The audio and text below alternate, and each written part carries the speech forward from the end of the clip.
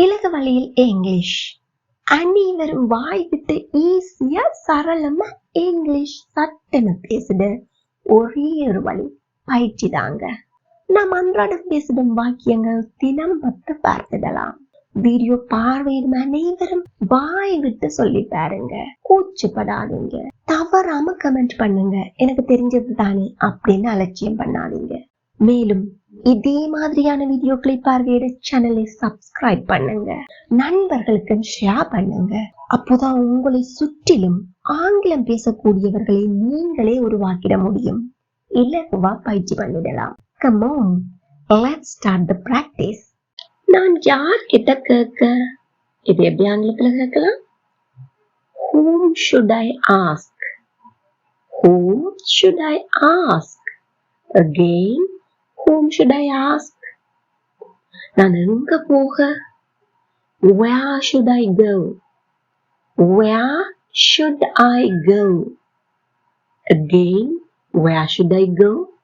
நான் என்ன செய்ய? What should I do? What should I do? எங்க சிந்து மாறுமுறை எல்லாரும் கேட்டு பாருங்க. What should I do? எங்கே போயிருந்தாய்? Where have you been? Where have you been? Again, where have you been? அவள் எங்கே போயிருக்கிறாள்? Where has she gone? Where has she gone? அவன் எங்கே போயிருக்கிறான்? Where has he gone? Where has he gone? அப்போ அவங்க எங்க போயிருக்கிறாங்க? இது எப்படி கேட்கலாம்? இப்பவே கமெண்ட்ல சொல்லுங்க. Very good. இப்போ உங்க எல்லாருக்கும் ஒரு சந்தேகம் இருக்கும். Where have you been சரியா? Where have you gone சரியா அப்படின்னு நீங்க சந்தேகிக்கிறதுல தப்பே இல்லை. இங்க இரண்டுக்கும் சின்ன வித்தியாசம் இருக்கு. அது என்னன்னு பார்ப்போம். உதாரணத்துக்கு, நீங்கள் யாரிடம் இந்த வினாவை கேட்கின்றீர்களோ அந்த நபரை தேடி அவற்றை வீட்டுக்கு போறீங்க.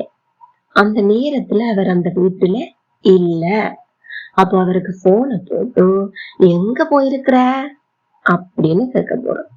அப்போ அந்த நேரத்துல நாம் எதை பயன்படுத்துவோம்? Where have you gone? நீங்க தேடி போன இடத்துல அவர் இல்ல, எங்கேயோ போயிருக்கிற. அப்போ போனை போட்டு கேக்குறீங்க Where have you gone? அப்படின்னு.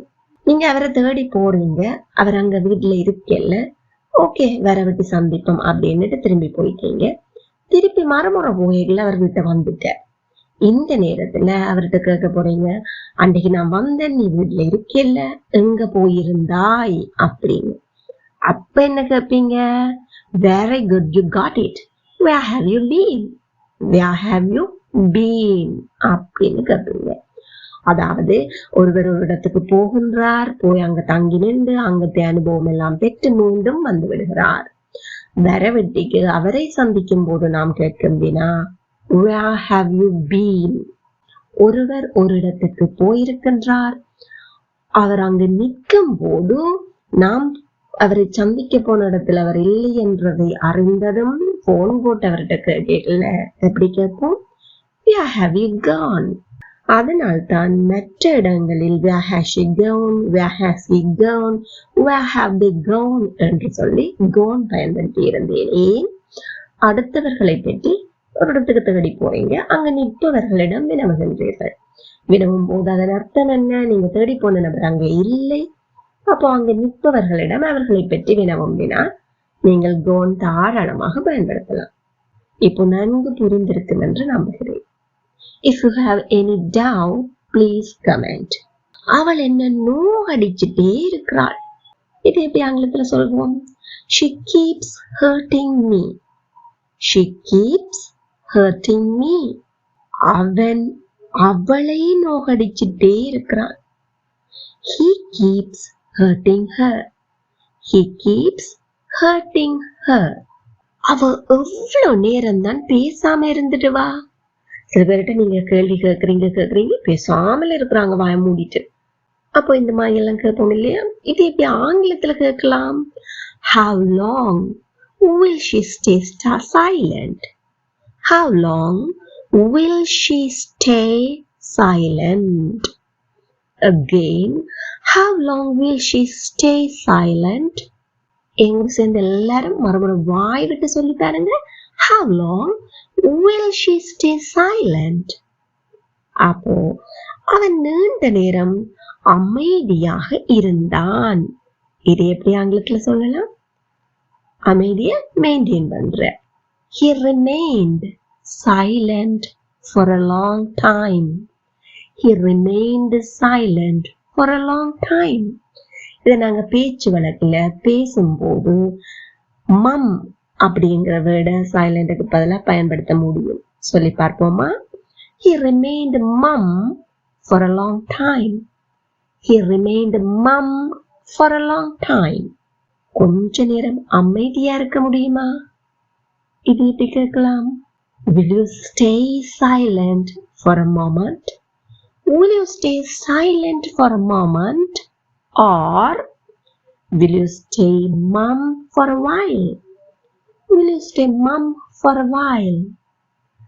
மறுபடியும் எங்கூட சேர்ந்து எல்லாரும் வாய் விட்டு சத்தமா சொல்லி பாருங்க. Will you stay silent for a moment? Or will you stay mum for a while?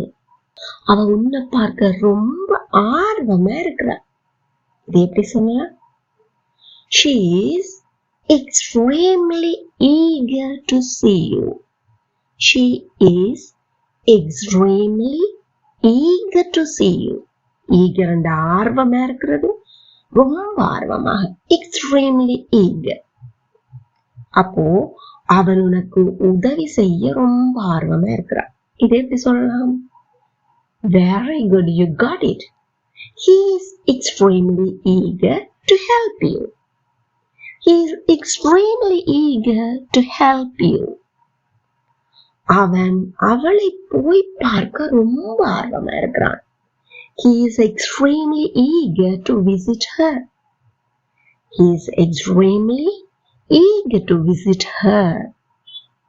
அப்படின்னா அப்பா உண்மையில ரொம்ப கோபமா இருக்கிறார். இது எப்படி சொல்லலாம்? Your dad is extremely angry with you. Your dad is extremely angry with you. எங்கூட சேர்ந்து சொல்லி பார்க்குறீங்களா? Your dad is extremely angry with you. நீங்க கொஞ்சம் கோபமா இல்லாட்டி களைப்பா இருக்கிறீங்க. அந்த நேரத்துல ஒரு ஆள் வந்து சொல்றாங்க, அது அவளுக்கு சொல்லிடு அப்படின்னு சொல்லி. அப்ப டென்ஷன்ல இல்ல இரிட்டேஷன்ல இருக்கிற நீங்க எப்படி கேட்பீங்க? நான் அவளுக்கு சொல்லத்தான் வேணுமா, அவளுக்கே தெரியாதா அப்படின்னு கேட்பீங்க இல்லையா? இது எப்படி ஆங்கிலத்துல கேட்கலாம்? நான் அவளுக்கு சொல்லத்தான் வேணுமா? Do I have to tell her? அவளுக்கே தெரியாதா? Doesn't she know it herself? இரண்டையும் சேர்த்து சொல்லி பார்ப்போம். Do I have to tell her? Doesn't she know it herself? Do I have to tell her? Doesn't she know it herself? அப்போ நீ அவனுக்கு சொல்லத்தான் வேணுமா, அவனுக்கே அது தெரியாதா? இதை எப்படி கேட்போம்? Do you have to tell him? Doesn't he know it himself? Do you have to tell him? Doesn't he know it himself?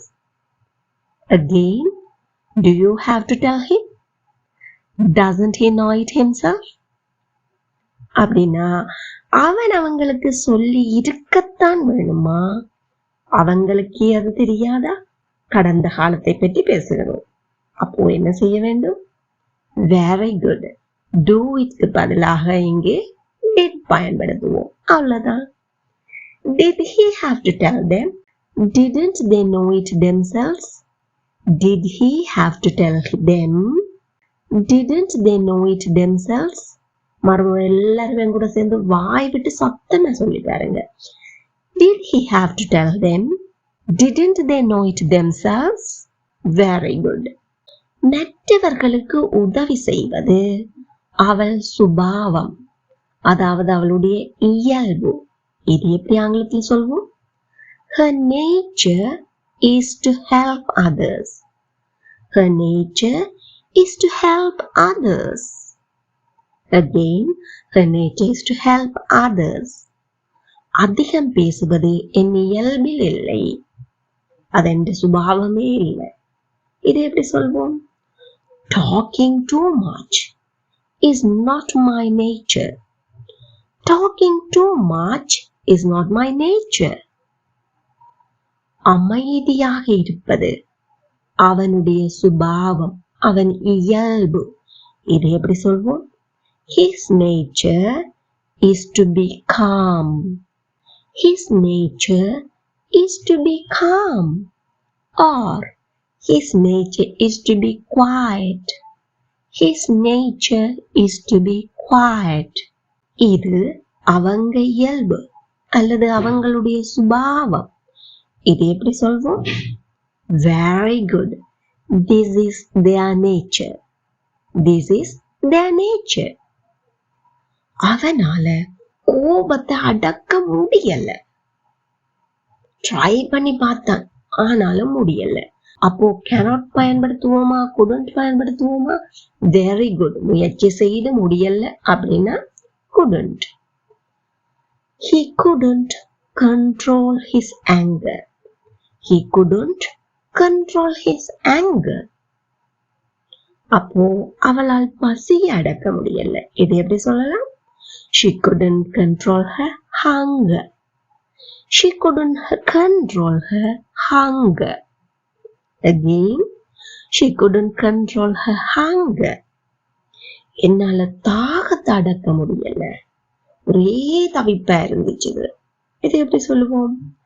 I couldn't control my thirst. I couldn't control my thirst. Again, I couldn't control my thirst. ரொம்ப சிரிச்சு மற்றவங்களை கவலைப்படுத்திட்டார். அப்ப அந்த நேரத்துல நாம என்ன கேட்போம்? உன்னால சிரிப்பை அடக்க முடியலையா, உன்னால சிரிப்பை அடக்க முடியலையா அப்படின்னு கேட்க போறோம். அப்ப முயற்சி செய்திருந்தா முடியும், நீ செய்யலையே அப்படின்னு. Couldn't you control your laughter? Couldn't you control your laughter? என் கூட சேர்ந்து சத்தமா கேட்டு பாருங்க. Couldn't you control your laughter? Well done. அவனை நான் அதை வாங்க சொன்னேன். நான் தான் சொல்றேன். யார்கிட்ட? அவன்கிட்ட. I told him to buy it. I told him to buy it. அவளை நான் போகச் சொன்னேன். I told her to go. I told her to go. அவளை நான் அங்கே போகச் சொன்னேன். இது எப்படி சொல்வோம்? Very good, you got it. I told her to go there. Again, I told her to go there. அவங்களை நான் வரச் சொன்னேன். I told them to come. I told them to come. அப்போ அவங்களை நான் என்னுடன் வரச் சொன்னேன். இது எப்படி சொல்வோம்? Well done. I told them to come with me. I told them to come with me. அவளது ஆடைகள் திருமண விழாவிற்கு பொருத்தமானவை. ஒருவர் ட்ரெஸ் போட்டுட்டு தெரிவாங்க, அவங்களோட உடுப்பு எப்ப பார்த்தாலும் என்ன கல்யாண வீட்டுக்கு போடுற உடுப்பு மாதிரியே இருக்கு. அவ்வளவுக்கு கிராண்டா இருக்கும், கிராண்ட் லுக்க. அப்ப நாங்க அதை எப்படி சொல்லலாம்? Her clothes befit the wedding ceremony. Her clothes befit the wedding ceremony. Again, her clothes befit the wedding ceremony. இப்படியான செயல்கள் உங்கள் குணத்துக்கு ஏற்றவையாக இல்லை. ஒருவர் உங்களுக்கு நன்றா தெரியும், அவர் ரொம்ப நல்லவர் என்று. ஒரு நேரத்தில் அவர் செய்யற செயல்பாடுகள் அவர் எப்படியான நல்ல குணம் உள்ளவரோ அதற்கு பொருத்தமானதா இல்லை. அதாவது உதாரணத்துக்கு பார்ப்போம், கேலி செய்யற குணம் என்று பார்ப்போமே. அப்போ அதை அவரை புரிய வைக்கிறதுக்கு நாம என்ன சொல்லுவோம்? Such actions do not befit your character. Such actions do not befit your character. Again, such actions do not befit your character. உன் தகுதிக்கு ஒத்து வராத செயல்களை நீ செய்யக்கூடாது. எப்பவுமே நாங்க எங்களுடைய தகுதிக்கு ஏற்ற மாதிரியான செயல்பாடுகளை தான் செய்ய வேண்டும், இல்லையா? அப்போ இதை எப்படி ஆங்கிலத்தில் சொல்லலாம்? You shouldn't do things. You shouldn't do things. எப்படியானவை? That do not befit your status. That do not befit your status. You shouldn't do things that do not befit your status. மறுமுறையும் கூட சேர்ந்து சொல்லி பாருங்க எல்லாரும். You shouldn't do things that do not befit your status. Now, this is the time for you to check your understanding. அம்மா என்னை விரைவில் வரச் சொன்னா. என்னால சிரிப்ப அடக்க முடியல. நான் எப்படி வாழ வேண்டும்? எனக்கு என்னோட ரிசல்ட்ட பார்க்க ரொம்ப ஆர்வமா இருக்கு. Now, this is your time to comment your answers. Practice makes you perfect. இந்த வீடியோ உங்களுக்கு பயனுள்ளதாக இருந்திருப்பின் இப்பவே ஒரு லைக் பண்ணிட்டு மற்றவர்களும் பயனடைய ஷேர் பண்ணிக்கொள்ளுங்க. இதே போல் மேலும் பயனுள்ள வீடியோக்களை பார்வையிட சேனலை subscribe பண்ணிக்கொள்ளுங்கள். Thank you for watching.